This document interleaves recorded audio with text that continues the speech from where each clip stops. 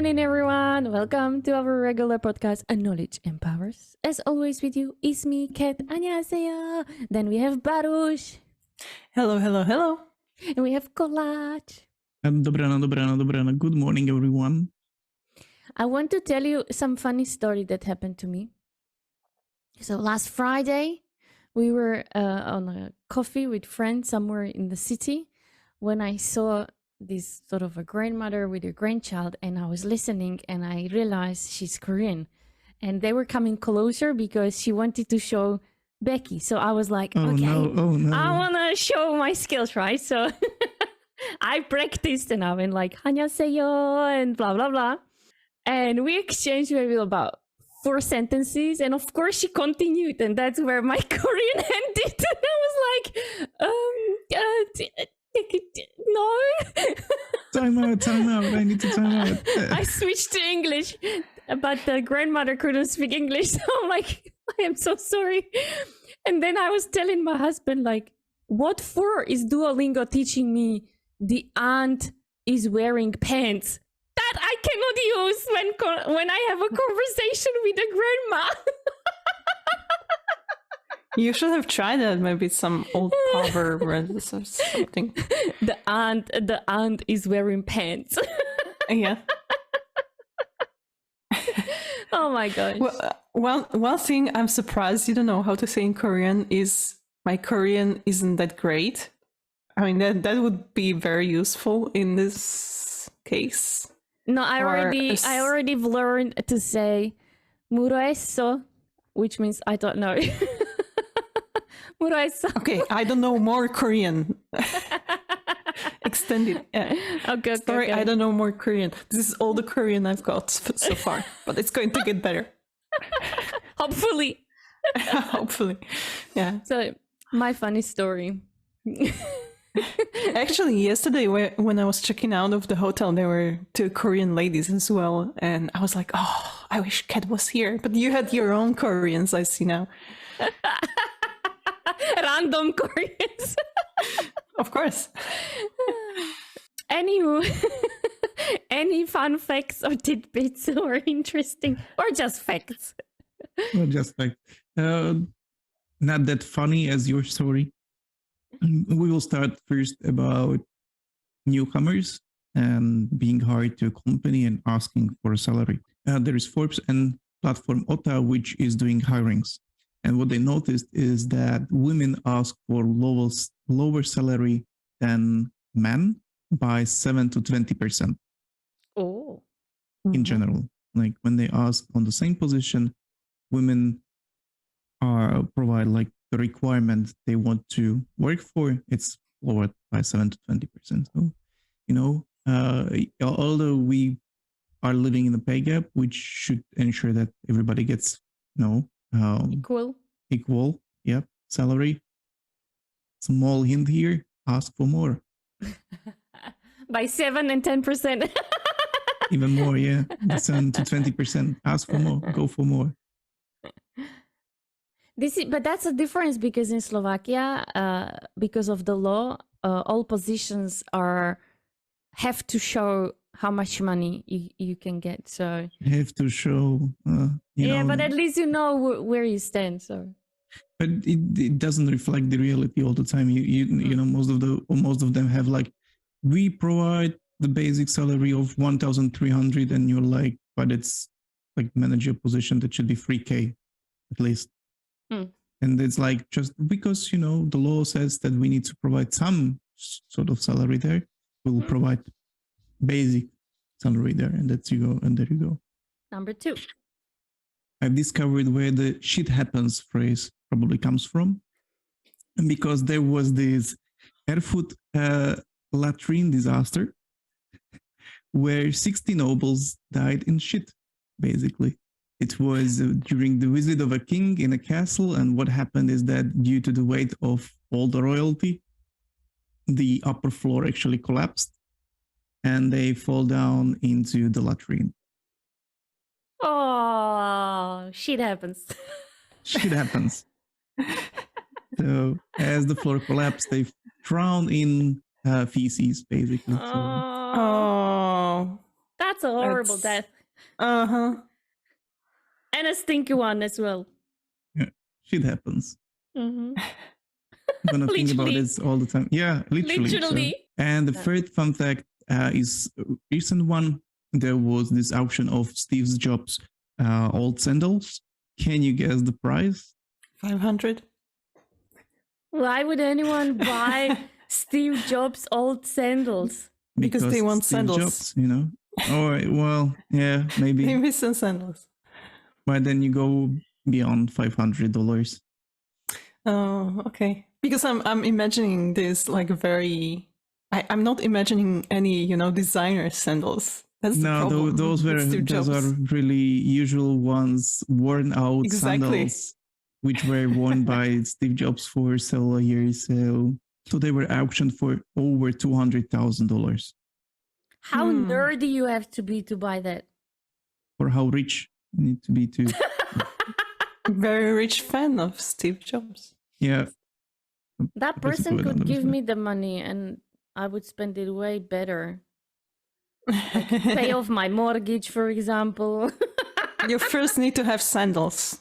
yep. Of You need to interest. wear them out, and then you need to try them to sell them, auction them. eBay is possible. Everything is possible on eBay. Sandals of Katarina Zerzan.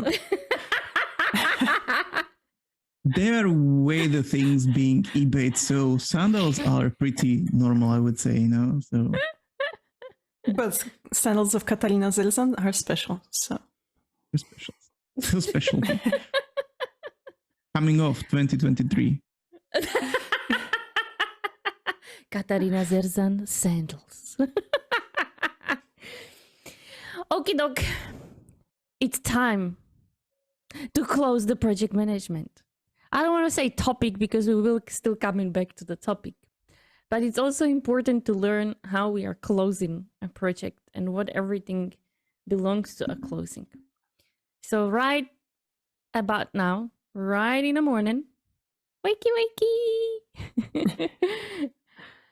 What would you consider, or what everything would you consider for project closure? What should you think of that needs to be done? I think it's never really closed. Okay, just for this session, for this episode, let's say it is. Because yeah. you still have audits, for example, possibility for an audit, Mhm. which can happen anytime after the project is ended, and then everything needs And to be that is revisited called and pain opened. in the ass. You should find out the fun fact. How did the word pain in the ass came up? I think it will have something to do with the first audits. Well, my first word that comes to my mind with the project closing is party, celebration. I like how it's different for you and collage. Your right? party and not the collage is audit. For me, what comes to mind is letting everybody know it's closed. Like even stakeholders and people who were not involved on a regular basis. So like I remember, Kat, when you said about like choosing your stakeholders on one of our previous episodes. Like, so those people are the ones that would need to know or should know at this point again, because they are going to help you again to spread the word that whatever you produced or influenced is hopefully successfully finished. Maja. Correct. So exactly. So one of them is inform everyone who was involved on the project, including the stakeholders, to inform the successful closure. Does it make sense to inform everyone? Like, you can get a budget for the next, year because it wasn't yet delivered. You know what? Shut up.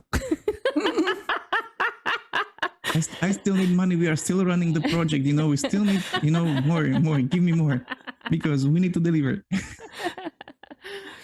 Another one is to also write down lessons learned. A pretty important fact or artifact to have, not to make same mistakes or whatever you could find out. Or vice versa, you maybe found something that worked really well, so it's definitely worth to share it. So definitely have lessons learned. Yeah, Kat, there is this something what we talked about before, retrospectives. I really like them, like to stop at the end or somewhere in the middle, whatever you want to. It could be used. It doesn't need to be necessarily used, those lessons learned or retrospectives just at the end of the project, but it makes sense to use them at the end and to look not just what we've learned, but also, for example, some questions, open topics we still have, new ideas for the next iteration, like how we could do it better for the next time, or what we screwed up, what we are proud of. So the full package, I would go there. Then we should have everything documented in case audit comes. So it needs to be placed under, let's say, one roof, one folder, and have everything in it, right? Yeah, the documentation will look probably different based on the project, because for the documentation, I can imagine that the coders will also do like the code documentation, like for the next coder which comes. Although I don't think that they are ever used. Like if you are a developer on a project, then you come to a different project, different sort of program, and you see that these notes, I'm not sure if you're using them. Please let us know if you've ever used someone else's notes. You have project documentation for the audits, for budgeting systems, budgeting proposals. You might have documentation when it comes to what you did, how you did, so some brainstormings, ideas, murals, processes, yeah, whatever you used before. So everything is worth to document or keep somewhere safe. Also, the job description, responsibility, accountability for the business controls as well. So all of that will be audited, could be audited. And now can we go and party? I don't think so. You still could be, you still have probably marketing materials. So look backs, videos, recordings about the project, how it went, which needs to be created for your stakeholders, maybe. And I can imagine that also not just the video for the marketing materials, but also handovers for those who will be probably doing the training. Like if you're developing a new tool, you need to create training materials so that you can hand them over to the next party so they can train people, of that particular relays or whatsoever necessary there is.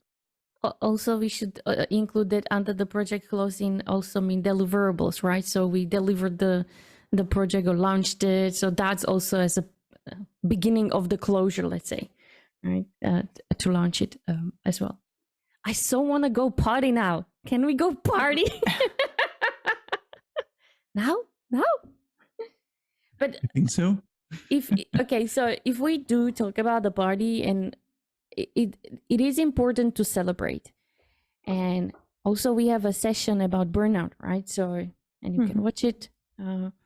It's important actually to celebrate every success across the project. Don't just have it until the very, very end, especially if it's a long-term project, because then it's sort of, you're just building the adrenaline, but you're never getting rid of it, right? So it's important to celebrate every success and sort of something like I don't want to call it calm down, but how would you call it? Like to cool down. Cool down, yes, cool down, and then sort of be prepared, have the energy for the upcoming phase, or how we can call it. Well, the celebration gives you more than just the calm down period. You get the serotonin and dopamine kicks, so you are happy from the relays and from being there as a group. So it's not just the stress release part, but also some sort of appreciation and giving you the motivation for the next period of time, so that you can continue with the effort or go somewhere else, look and for the achievement and so on and so forth. Also, it's important to appreciate people, and if you've got any kind of a software or tools in your company for sending shout outs or saying thank yous, use it, right? Because then people can make a screenshot or whatever out of these appreciations and put it on their, for example, LinkedIn, or also share it with their managers that they were part of this project and this was their responsibility. So also make sure you use those tools as well. The best tool you can use is face-to-face.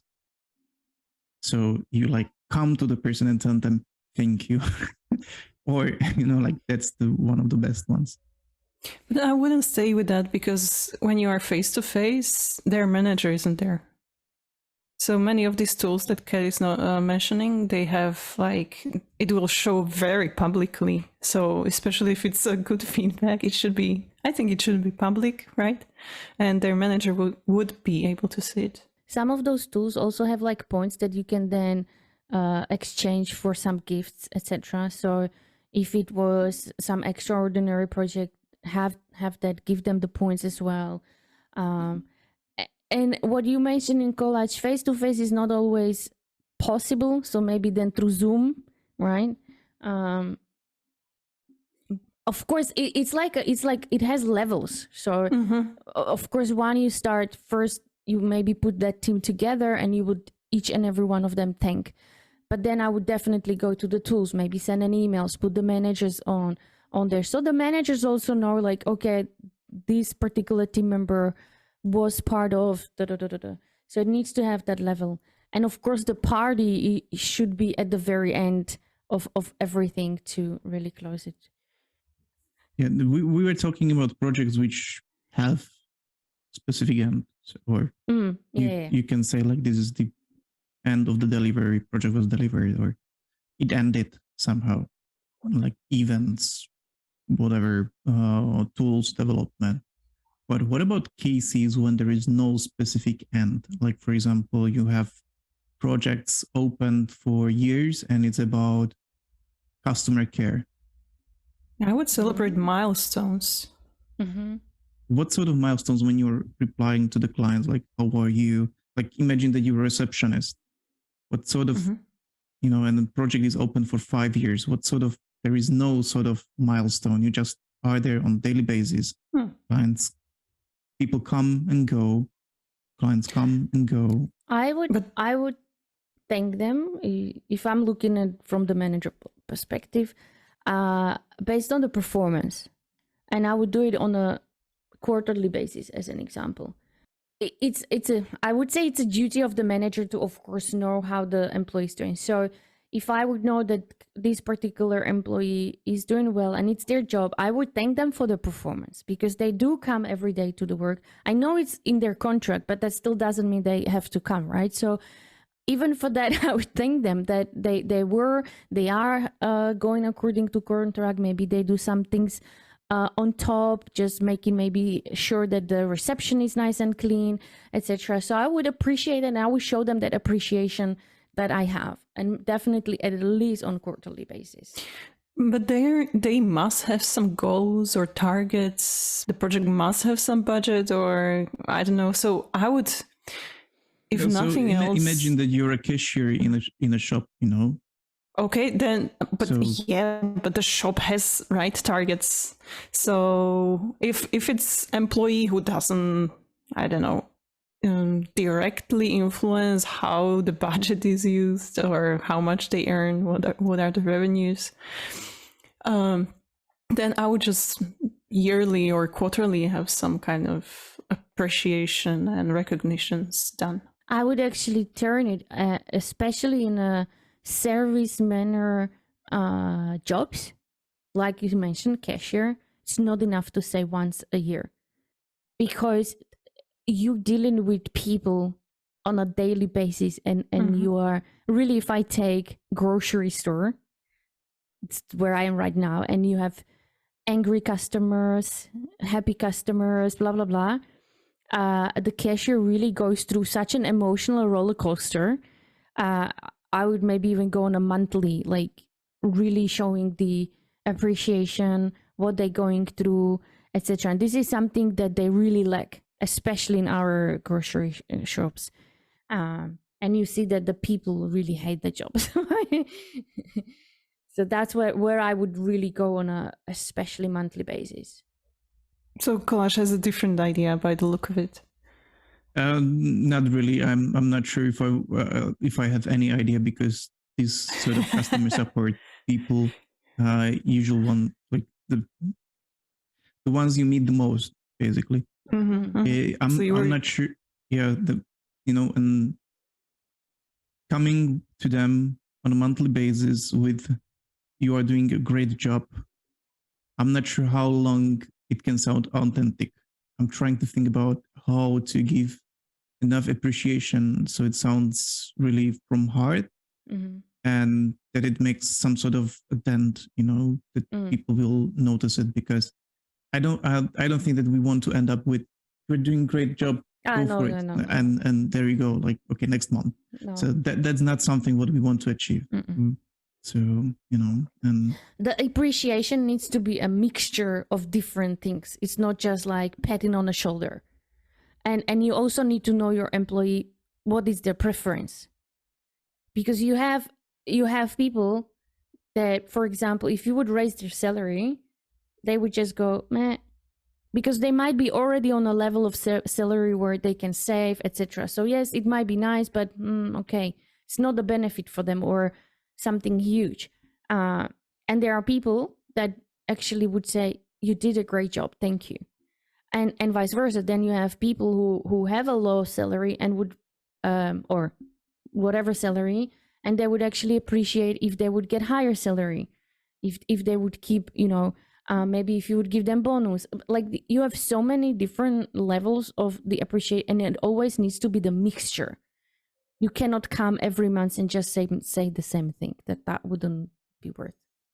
I would say it's not just about just knowing the reward system, or however we call it, but it's also about knowing the specialty or the specific thing. It's different. Like, you did a great job, but different. Like, I liked how your presentation, which you've done on Friday last week, looked like, and especially the 5th slide. It's totally different context then. Detail makes the difference. So when you appreciate someone, mention the details, go into detail, know the details. Otherwise, it's going to be like the general thank you. And we covered this part in a feedback. So go and check our session about feedback, and we covered it there. But maybe we could do a separate session only about thank yous, like different type of appreciation. Anything else to the closure? Party! We can have a separate episode about parties. How about that?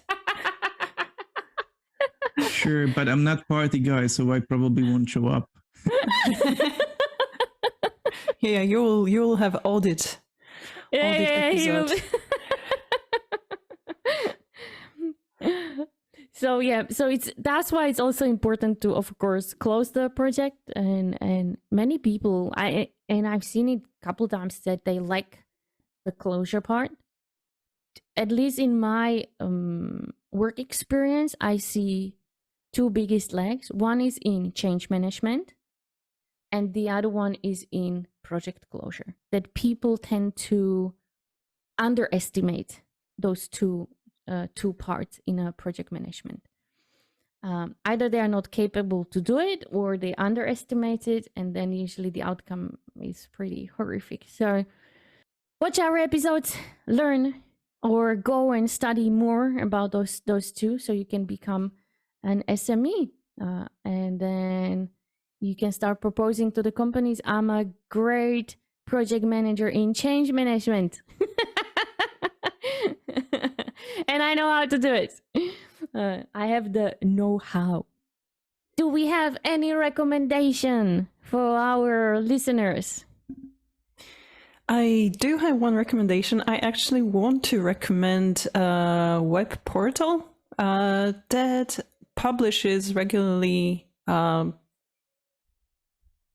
articles that are written often with experts on the topic, and there are no advertisements on the website because they actually work on a donation system. So I think, Collage, you know them. You already shared an article coming from this portal. The portal is called The Conversation. You will find them on theconversation.com. We'll include the link in the description. And they have various articles. It's often about current news, but again, they are often experts included in those articles and reviewed by editors. So let me read some examples. For example, quantum computers threaten our whole cybersecurity infrastructure. Here is how scientists can bulletproof it.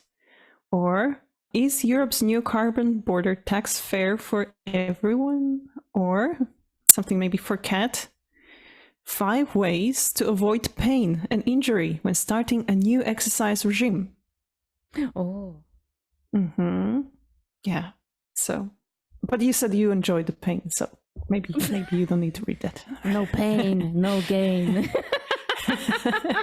Yeah, so they have articles from different areas, but they are always high quality, and you learn something new. They are always up to date.